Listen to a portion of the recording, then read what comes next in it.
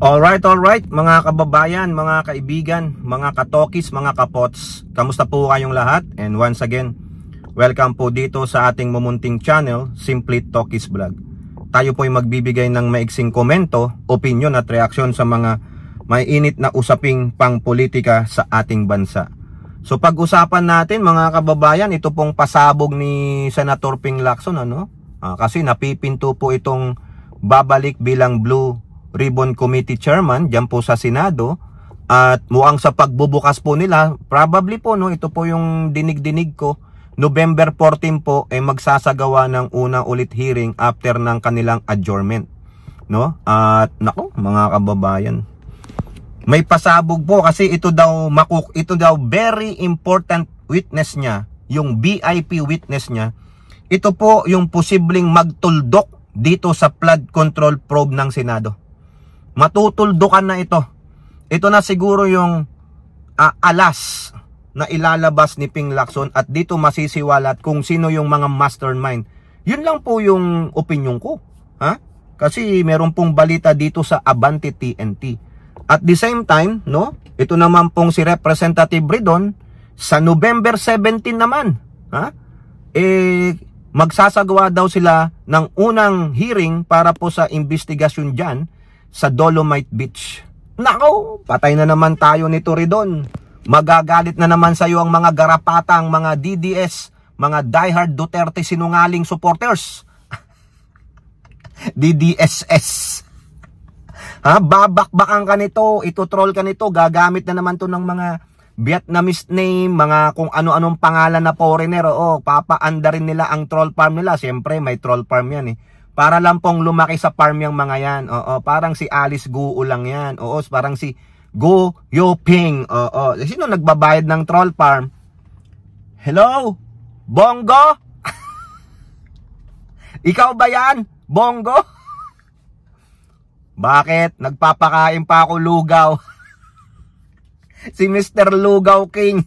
Inagaw na po yung lugaw kay Lenny Robredo. So yan po mga kababayan, shout out po lahat sa inyo.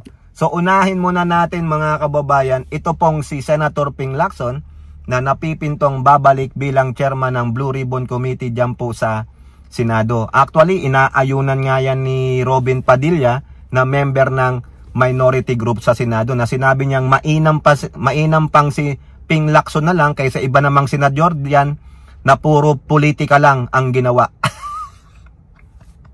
Sino kaya yung pinariringgan ni Robin Padilla na isang senador na puro politika lang ang ginagawa? Puro pang sariling interest lang ang ginagawa mga kababayan, So, eto po kasi ang sabi ni Ping Lacson. Sa November 14, yung tentative date ng unang hearing nila, pagbalik nila from adjournment, meron siyang very important witness na ilalabas na posibleng magtuldok sa flood control probe ng Senado. Yan po yung sinasabi niya dito sa balita ng Abante TNT. Posibleng tuluyang matuldukan ang investigasyon ng Senate Blue Ribbon Committee sa anomalya sa flood control project sa pagharap ng tinukoy ni Senate Pro Tempore Pampilo Lacson bilang very important witness. Ay naku. Sa kapihan sa Senado noong Martes, sinabi ni Lacson na magbabalik bilang chairman ng komite na ang naturang testigo ay maaaring maging susi para mabuo ang kabuang larawan ng isyong ng yang investigasyon. Importante kasi pwedeng ma-wrap up yung lahat ng kailangang malaman patungo pati sa prosecution saka conviction. Ay maganda yan, ay agree dyan, Senator Ping Lacson. Bayaan mo nagmagngaw-ngaw yung garapata ng DDS na si Marcoleta, yang lolo gramping aso na yan. Bayaan mo siyang magngangaw-ngaw doon. Just be the man. Di ba? Yung mga interjection ni Marcoleta, ibasura mo yan. Manunood po ako niyang kaabang-abang ito. Nang tanungin kung may bagong ibubunyag ang testigo, sagot niya, naturally and surely. Ay talaga naman, kaabang-abang ito. Parang ito na yung pinaka-blockbuster movie ng summer. Yung pinaka tatalo sa lahat ng blockbuster movie. Ito na to. Ayon pa sa senador, kasalukuyang isinasapinal na affidavit ng testigo na sinusuportahan umano ng mga dokumento, ledger, digital files at iba pang ebidensya. Digital files? Parang may alam na ako kung sino yan Sa ako na lang sasabihin pag sumapit na tayo doon, baka tama ang hinala ako. The word digital files. Hindi ba si Orly Gutesa yan? Pinafinalize ko yung affidavit within the week kasi base sa kwento, saka base doon sa mga ebidensya, mga dokumento, ledger, digital files, lahat ng notes. Dagdag pa niya, pinayuhan niya ang testigo na huwag magbabanggit ng pangalan kung walang sapat na ebidensya. Correct! Para naman hindi sabihin ni Bato na, Chairman, pwede ba ipatawag yan?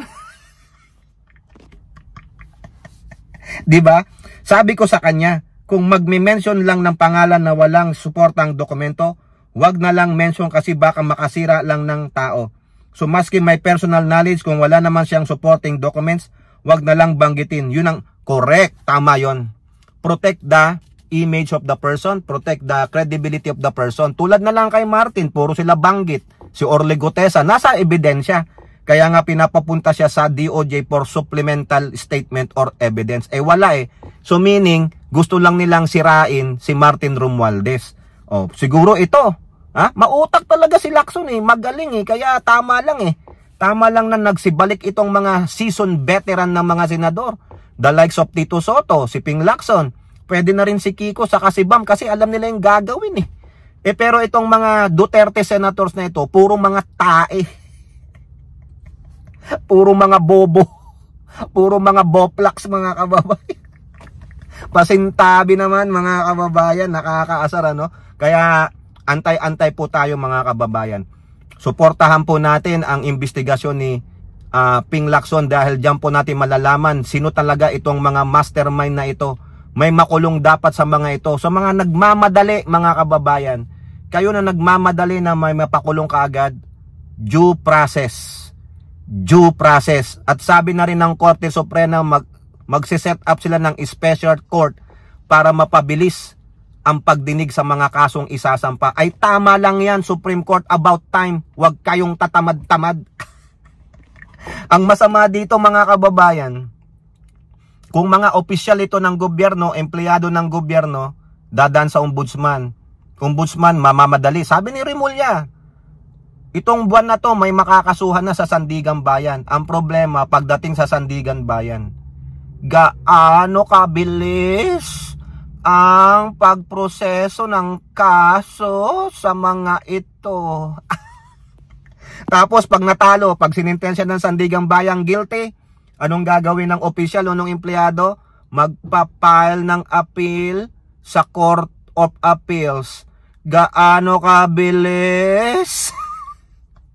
Kaya nga sabi ng former president ng Integrated Bar of the Philippines, si Attorney Cayosa, sabi niya, pagdating sa korte, doon nagkakaloko-loko. Doon pwedeng makawala itong mga to. Kasi bakit? Sa tagal umusad ng kaso sa korte, lalo na yung apila, malamang, yung ano ba tawag doon, yung may time frame nakalimutan ko lang yung halimbawa, hanggang 7 years lang, doon andun yung time frame para makasuhan sila, masintensyahan sila. Pag lumagpas na doon, sasabihin lang nung naaakusa, Judge, aapila ako. Nawala na yung karapatan ko for speedy trial. Wala na, sasabihin na lang ng judge, oo nga bakit? Sadyang pinatagal Malay nyo, mapera yung akusado. May nabayaran na. O sabi, ipitin mo na lang, patagalin mo. Ano ba yung time frame ng kaso ko? Hanggang 7 years lang? O palagpasin mo ng 1 dekada. After that, magre-reklamo na ako. O ganun po yun. Doon nakakalusot. Bakit? Kasi bulok ang ating mga korte. Marami ring mga hurado, mga kawani dyan ng mga, they like this. Paggalawin natin. Mane. Yung itata yung special court ng Supreme Court. Paano pag nag-apila sila? Gaano kabilis? Ano ang time frame? Ano ang estimated time na matapos nyo ang kaso kaagad? Dapat yan, pagkasampa sa Sandigan Bayan, 6 months. Oh, 'di ba? Pag nasentensyahan ng guilty, tatakbo yan sa Court of Appeals. Court of Appeals, how many months? 6 months. Uraduhin nyo na. Kasi people are tired. People are becoming impatient dahil sa tagal nyong korte. Ngayon, gawin nyo yan sa mga korte, lalo na sa Supreme Court. Pag natalo sila sa Court of Appeals, alalarga yan sa Supreme Court. Oh, bakit? Dekada na naman. O, yun na naman sasabihin na, wala na eh. Supreme Court, oh, wala na akong speedy trial, oh, na violate na. Oh, dapat ang Supreme Court 6 months din. So sa loob ng halos 2 taon, o 6 months sa Sandigan, 6 months sa Court of Appeals kung talo sila, 6 months sa Supreme Court, 18 months lang, hindi tatakbo ng 2 taon, may masintensyahan, may makulong. Ganon! O, di ba? Eh hindi, umaabot ng dekada, 20 years, 30 years. Tingnan nyo nangyari kay Enrile. Oh. Di po ba? O now, yun lang ang gusto ko. Kasi I'm growing impatient din. Pero, I'm looking at the due process, mga kababayan. Due process tayo. Ha? Huwag tayong magmadali kasi sabi ng Pangulo, o minadali ninyo. Ano nangyari? Nagkabuhol-buhol ang mga ebidensya. Eh di pa kakakawalan ng korte. Anong gusto nyo? Yung medyo matagal, 6 months, pero pulido ang mga ebidensya. Di walang kawala. Di ba? O, now, punta naman tayo sa isang mambabata sa House of Representatives na si Representative Terry Ridon. Si Terry Ridon din mag-iimbestiga dyan po sa ano ba talaga ang purpose nitong Dolomite Beach. Sabi niya, iimbestigahan niya yan. Necessity ba yan?